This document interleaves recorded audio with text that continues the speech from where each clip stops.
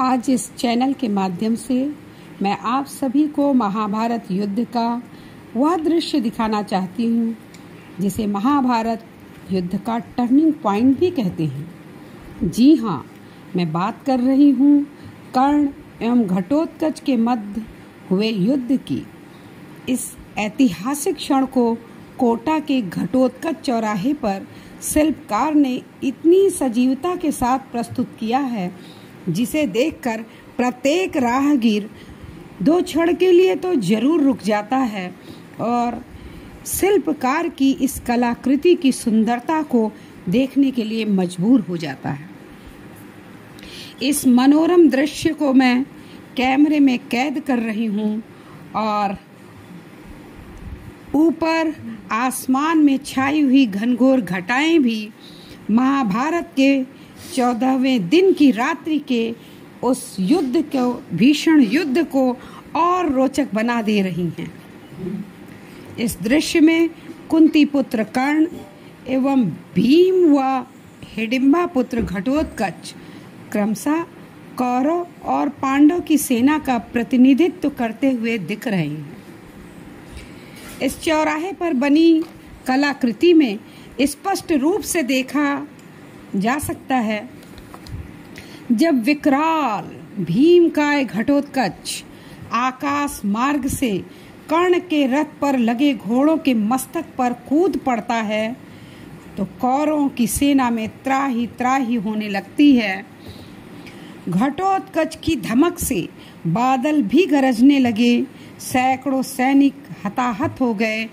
दुर्योधन ने कर्ण से घटोत्कच को मारने के लिए इंद्र प्रदत्त दिव्य शक्ति ब्रह्मास्त्र चलाने को कहा। कर्ण ने मना कर दिया। इस दिव्य शक्ति का प्रयोग तो मैं सिर्फ अर्जुन को मारने के लिए ही करूंगा, यही मेरी प्रतिज्ञा है। दुर्योधन ने पुनः समझाया, घटोत्कच यदि इसी तरह प्रहार करता रहा तो सारी कौरव की सेना मारी जाएगी, फिर अर्जुन को मार के तुम्हें क्या मिलेगा। कर्ण ने दुर्योधन की बात मान ली और घटोत्कच पर अपनी दिव्य शक्ति चला दी। विशालकाय घटोत्कच एक पर्वत की तरह धरती पर गिर पड़ा और यही युद्ध पांडवों की जीत का कारण बना। इस कलाकृति के लिए शिल्पकार की जितनी भी प्रशंसा की जाए बहुत कम होगी।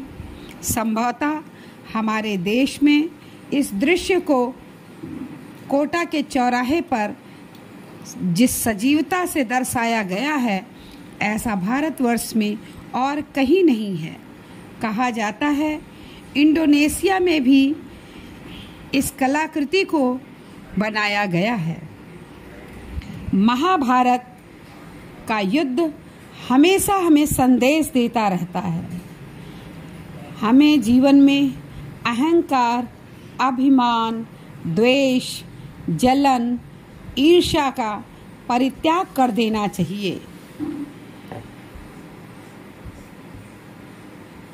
जिस भी व्यक्ति ने इन सभी गुणों को, अवगुणों को अपने में समाहित किया वह व्यक्ति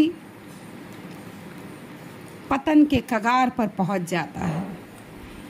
पांडव 5 थे, कौरव की 100 भाई थे, लेकिन चिराग जलाने वाला भी नहीं बचा था।